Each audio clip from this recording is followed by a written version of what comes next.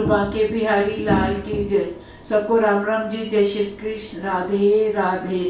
आज हम शनिवार की कथा करेंगे। शनिवार का हमारे भारतवर्ष में बहुत एक महत्वपूर्ण दिवस माना जाता है और सब लोग शनिदेव की किसी न किसी तरह पूजा करते हैं। सुबह कोई पीपल की पूजा करता है, इस दिन पीपल की पूजा का बहुत फल है। पीपल को जल चढ़ाना, चारों तरफ घूम के उसके प्रदक्षिणा लेके उस पर मोली चढ़ाना, उसमें चावल दाल जो भी चावल वगैरह तिलक लगाना, सब वो ब्रह्मा विष्णु महेश की पूजा है। पीपल के पेड़ की इस दिन पूजा का बड़ा महत्व बताया जाता है और शनिवार को ही पीपल की पूजा का ज़्यादा महत्व है, क्योंकि इस दिन जो है उसमें साक्षात ब्रह्मा विष्णु महेश जो होते हैं, विष्णु भगवान खुद वहाँ उस पीपल के पेड़ में होते हैं। तो इसके बाद में शाम को संध्या के टाइम लोग शनि मंदिरों में देखो बहुत रश होगा। तेल चढ़ाने का, उड़द की दाल चढ़ाने का और तिल चढ़ाने का, फूल हार, आप देखो बड़ी रौनक होती है। इतनी श्रद्धा से लोग पूजा कर रहे होते हैं शनि, और कई लोग शनिवार को व्रत भी रखते हैं। तो हम शनिवार की कथा है जो शनिवार के दिन ज़रूर पढ़नी चाहिए, तो उस शनिवार की कथा का हम आज पढ़ के सुनाऊंगी। बोल शनिदेव महाराज की जय। शनिदेव व्रत कथा। एक बार सूर्य, चंद्रमा, मंगल, बुध, बृहस्पति, शुक्र, शनि, राहु और केतु, इन 9 ग्रहों में विवाद हो जाता है हम सब में से कौन बड़ा है। सभी अपने आप को बड़ा समझते हैं। उन लोगों का विवाद काफी बढ़ गया और वह किसी फैसले के लिए महाराज देवराज इंद्र के पास जाते हैं। तो देवराज इंद्र, आप हमारा न्याय करके बताएं कि हम 9 ग्रहों में से सबसे बड़ा कौन है। उनकी बात सुनकर, ग्रहों की बात सुनकर इंद्र घबरा गए और बोले, मुझ में इतनी समर्थ कहाँ है जो मैं किसी को छोटा बता सकूं, किसी को बड़ा बता सकूं। हाँ, मैं इस मामले में कुछ नहीं कर सकता। हाँ, मैं एक उपाय अवश्य बता सकता हूँ कि तुम मृत्यु लोक में राजा विक्रमादित्य का राज्य है। वह दूसरों के दुखों को दूर करने वाला है, इसलिए तुम्हें उनके पास जाना चाहिए। इंद्र कहता, मैं फैसला नहीं कर सकता तुम ग्रहों में से कौन बड़ा है। मैं जिसको छोटा कहूँगा वही नाराज हो जाएगा और मेरे में इतनी समर्थ नहीं है। विक्रमादित्य राजा के पास जाइए, वो इसका फैसला बताएंगे। देवराज इंद्र की बात सुनकर सभी ग्रह महाराज विक्रमादित्य के पास गए और सारा किस्सा सुनाया। ग्रहों की बात सुनकर महाराज विक्रमादित्य सोचने लगे कि किसको बड़ा कहूँ, किसको छोटा। काफी देर विचार करने के बाद उन्होंने एक उपाय सोचा। उन्होंने 9 धातुओं के आसन बनवाए। 9 धातु कौन से?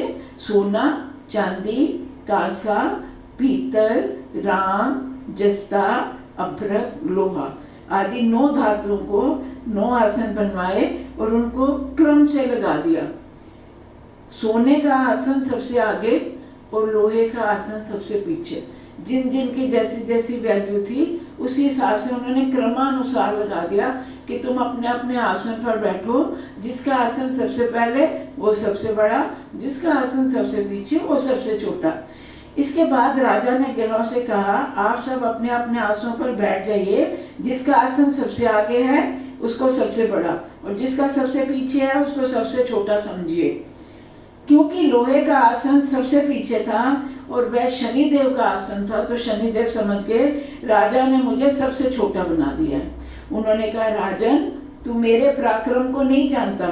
सूर्य एक राशि पर 1 महीना, चंद्रमा 2.25 दिन, मंगल 1.5 महीना, बृहस्पति 13 महीने, बुध और शुक्र 1-1 महीना और राहु और केतु उल्टे चलते हुए केवल 18 महीने तक केवल एक राशि में रहते हैं। परंतु मैं एक राशि पर 30 महीने तक रह सकता हूँ। जब श्री रामचंद्र जी की 60 सती आई तो उनको वनवास हो गया और रावण पर आई तो भगवान श्री रामचंद्र जी सेना लेकर लंका पर चढ़ाई कर दी और रावण के कुल को नाश कर दिया। राम पे 60 सती आई तो राम जी को वनवास हो गया। रावण पे 60 सती आई तो रामचंद्र जी ने चढ़ाई करके रावण का भी नाश कर दिया। इसलिए राजा अब तू तनिक सावधान हो जा। शनिदेव की बात सुनकर राजा विक्रमादित्य उस नगर के राजा की लड़की पर शनिदेव की बात सुनकर राजा विक्रमादित्य बोला कि जो कुछ मेरे भाग्य में होगा लिखा होगा सब देखा जाएगा। इसके पश्चात अन्य ग्रह तो सब खुश खुश चले जाते हैं, पर शनिदेव बड़े क्रोध में भरकर विक्रमादित्य के दरबार से उठकर अपने स्थान को रवाना हो गए।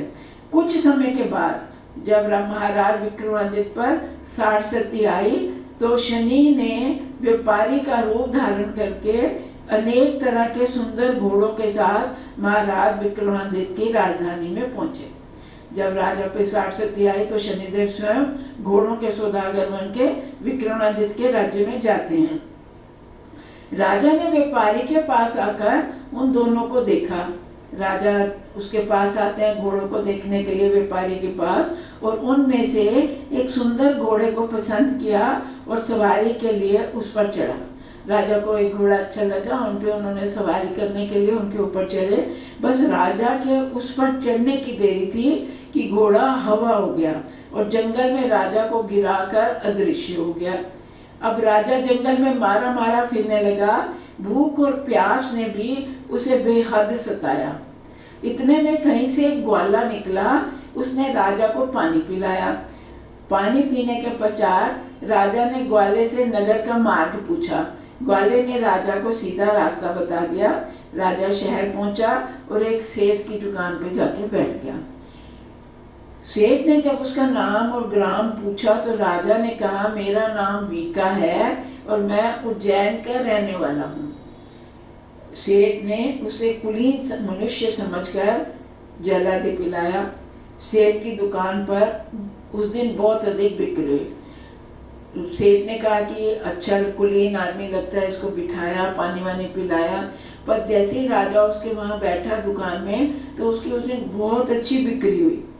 इससे सेठ राजा को एक भाग्यवान पुरुष समझकर भोजन के लिए अपने घर ले गया।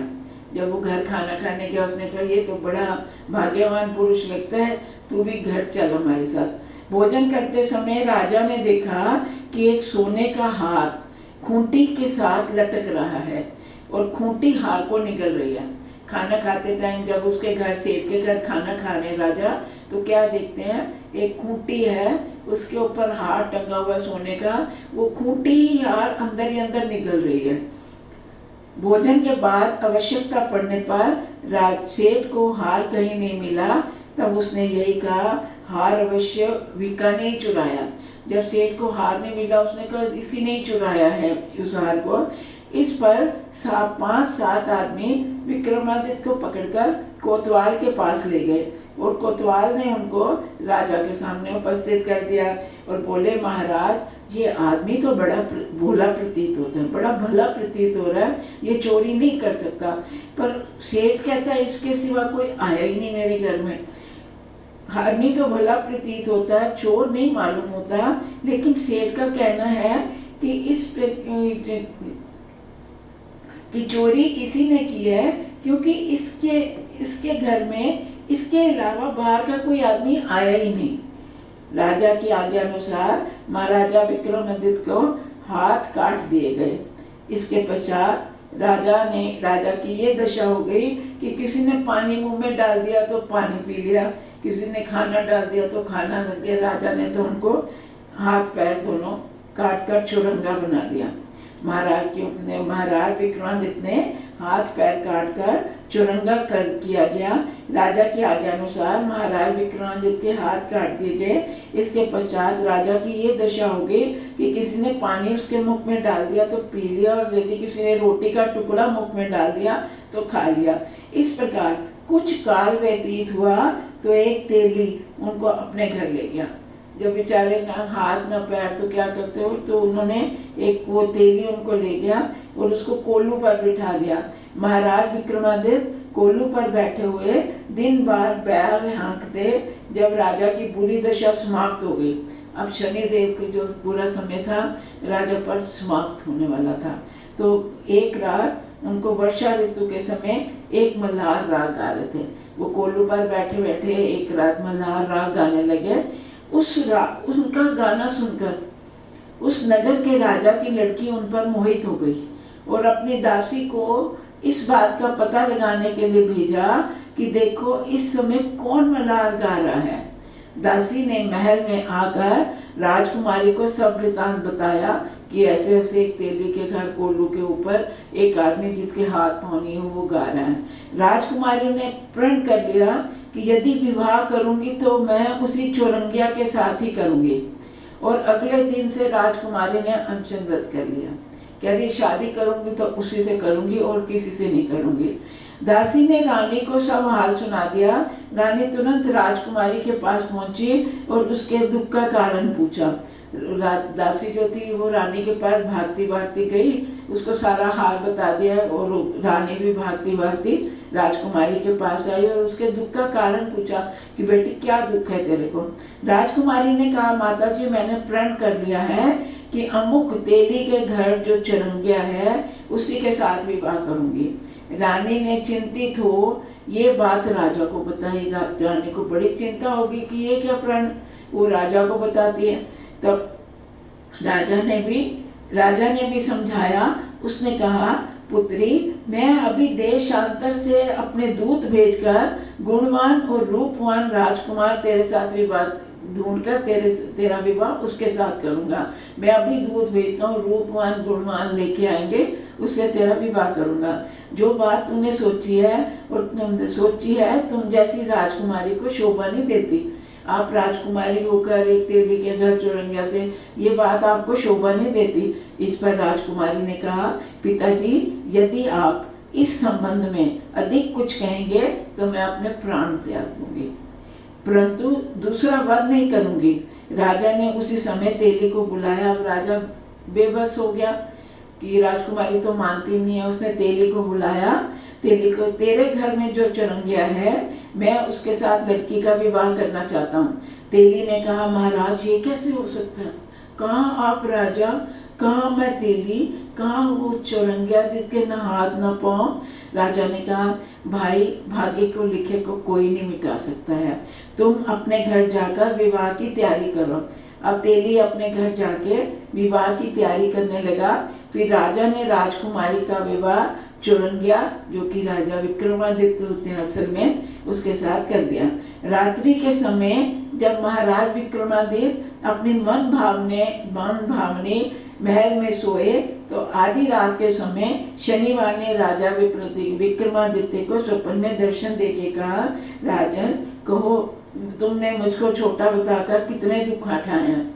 जैसे ही विक्रमादित्य उस महल में अपने मन भावनी जो राजकुमारी होती है उस कमरे में उनके साथ महल में सोए तो रात को स्वप्न में शनिदेव पूछते हैं राजा बताओ मेरे को छोटा बोलने के लिए, मेरे को छोटा बताने के लिए तुमने कितने दुख सहे। तब महाराज विक्रमादित्य ने शनिदेव से अनेक प्रकार से क्षमा याचना की। विक्रमादित्य बहुत क्षमा याचना करते हैं शनिदेव को। इस पर शनिदेव प्रसन्न होकर महाराज विक्रमादित्य को हाथ पैर दोबारा दिए। शनिदेव प्रसन्न हुए राजा की क्षमा याचना पे और उनको हाथ पांव वापस दिए। विक्रमादित्य ने शनिदेव से कहा महाराज मेरी एक प्रार्थना है, जैसा दुख आपने मुझे दिया ऐसा दुख कभी किसी को मत देना।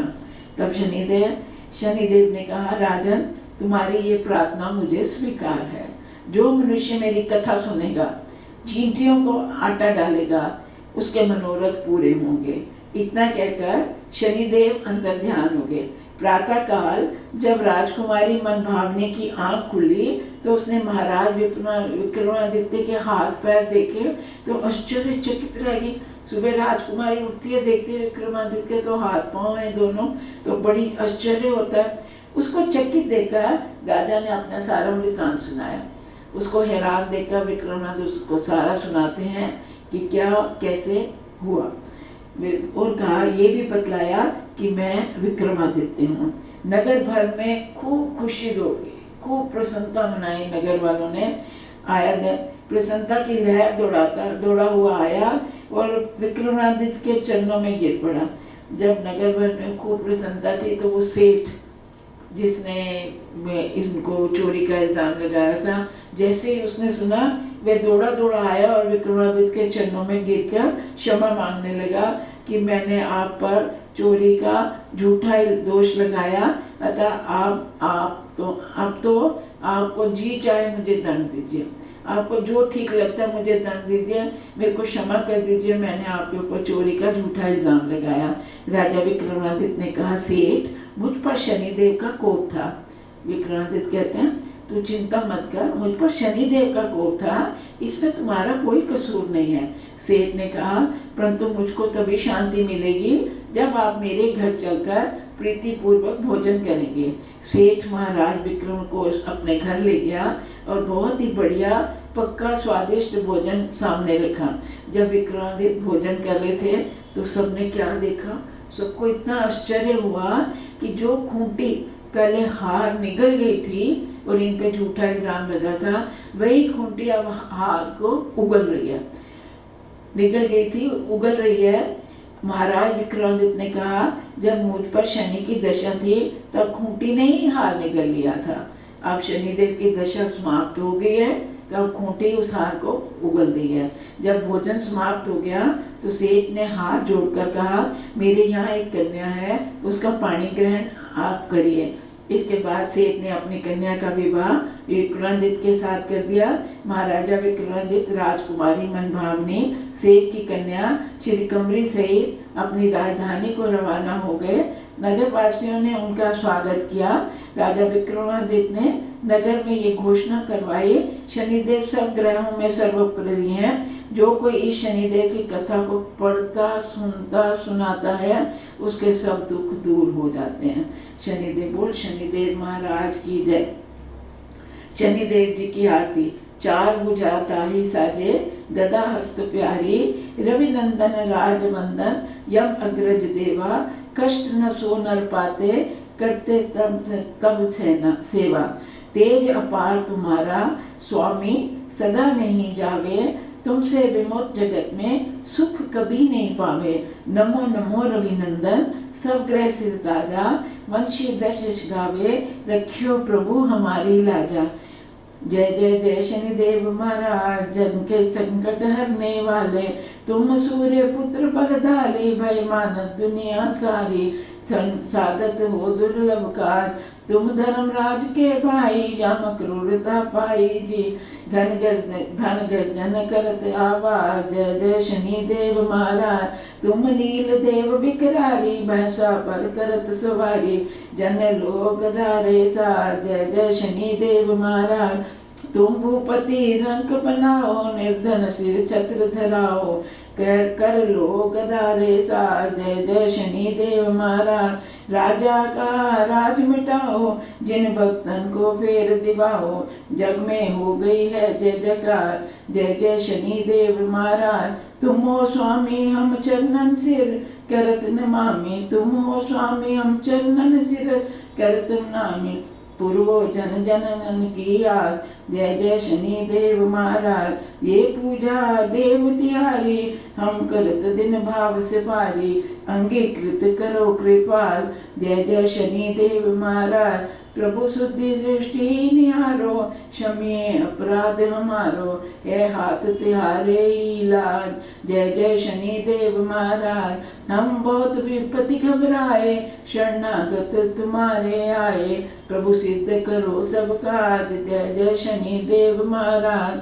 जय जय ये विनय कर जोर के भक्त सुनावे, तुम देवन के सिर तार, जय जय शनिदेव महाराज, जय जय शनिदेव महाराज। हे शनिदेव, आपके चरणों में कोटि कोटि नमस्कार, कोटि कोटि नमस्कार। ओम शाम शनिश्चराय नमः, ओम शाम शनिश्चराय नमः, ओम शाम शनिश्चराय नमः, ओम प्राम प्रेम प्रोम शनै नमः, ओम प्राम प्रेम प्रोम शनै नमः, ओम प्राम प्रेम प्रोम शनै नमः। शनि